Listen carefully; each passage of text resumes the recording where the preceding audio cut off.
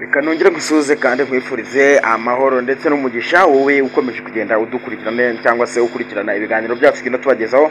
by'umwihariko muri Repubulika ya Demokarasi ya Kongo byo bimaze kuba byafata indi ntera nyuma y'uko mu mwaka wa gatatu yamaze gutangaza ko byanyabyo isohotse by'umwihariko ari mu gace ka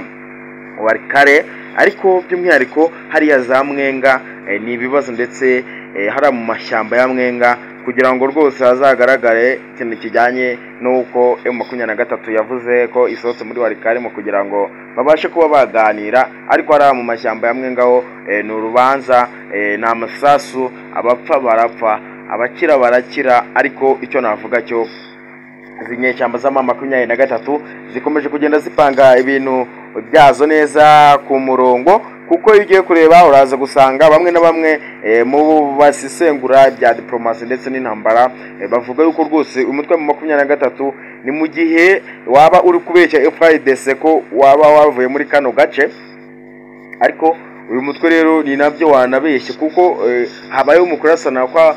basirikare ba M23 ndetse n'abasirikare b'u Burundi barasanye biteye ubwoba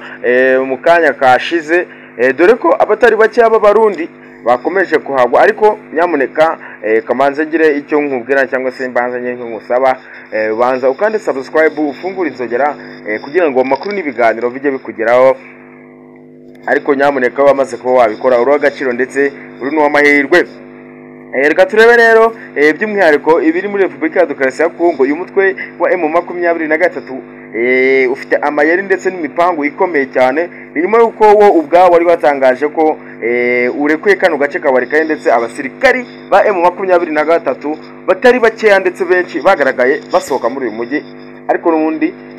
muri iri joro sinzi rwose imipango bapanze n'imitego ubwabo bateze hanyuma bitewe nuko bari bamaze kwizeza izi nyeshyamba zamaze kubwira FARDC ndetse n'abandi bafatanyije kuba bazirwanya bakavuga yuko mu buryo bwo kugira ngo tunoze ibiganiro Antoine Felix Tshisekedi yemeye muri iki gihugu cya Repubulika ya Demokarasi ya Kongo reka tube tuvuye muri kano gace ka Walikale kuko mbibutsa ko bari bamaze kugafata bari bamaze iminsi barwanira inyuma yako ndetse mu marembo yako rero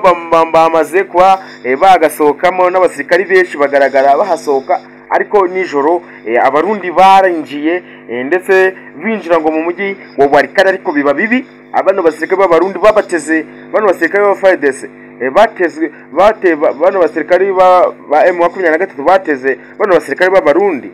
aho bari mu matsinda agera kuri 70 bose bagiye ari 70 ariko icyo navuga cyo ni ibintu bikomeye dore ko babateza mbushi ndetse baza no ko bamwe baza no kuhaburira ubuzima batari bake ariko icyo navuga kindi muri iki gihugu cya Repubulika ya Demokarasi ya Kongo by'umwihariko izi nyeshyamba za M23 ashobora kuba yaba ari imitwe cyangwa se ari uku kuko zamaze kubona Antoine Felix Tshisekedi zamaze kumubona mu mutwe kubera ko zagaragaye ko zimurusha imbaraga uduce twose zigaruriye icyo ni ikimenyetso cya mbere kigaragaza ko M23 ufite imbaraga ndetse uyu mutwe ushobora kuba wafata igihugu cyose ariko abasirikari bamwe na bamwe biyunze kuri kino gisirikare cya FARDC kugira ngo babe bagifasha kurwanya uyu mutwe wa M23 ariko n'ubundi bikanga bikaba iby'ubusa uyu mutwe wa M23 wo uvuga yuko rwose ari abaturage ba Repubulika ya Demokarasi ya Kongo batazigera na rimwe bemera kumanika intwaro kugira ngo nabo bahabwe uburenganzira bwa muntu ndetse ko leta y'igitugu batanayikeneye urumva ko icyo ni ikimenyetso kigaragara ko Antoine Felix Tshisekedi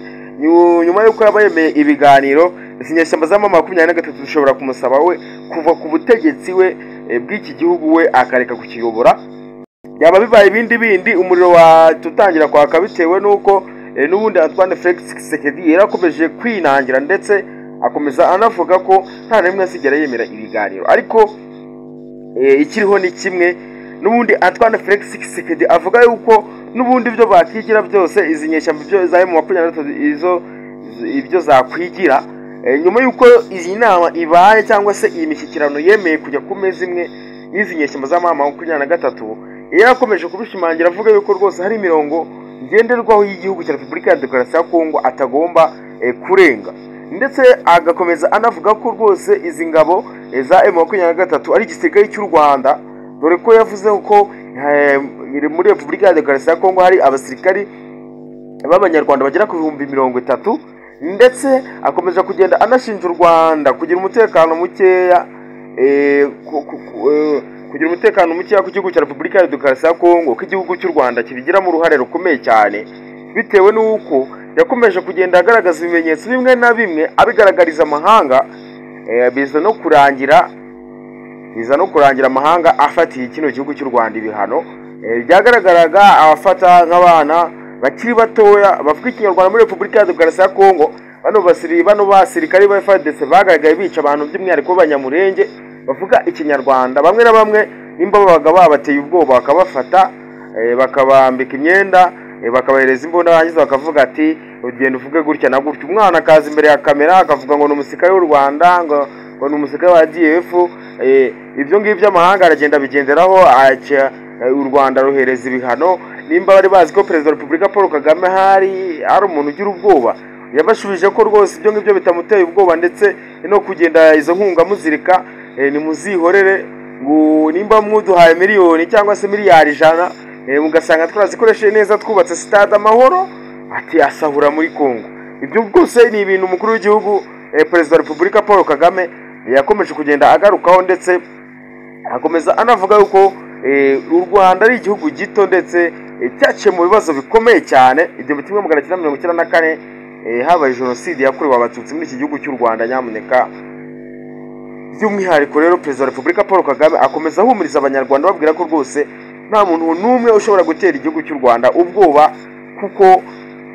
bo ubwabo ibyo banyuzamo birahagije, ndetse banabyikuyemo kandi amahanga yarareberaga. Wowe icyo ngusaba rero ugukanda subscribe.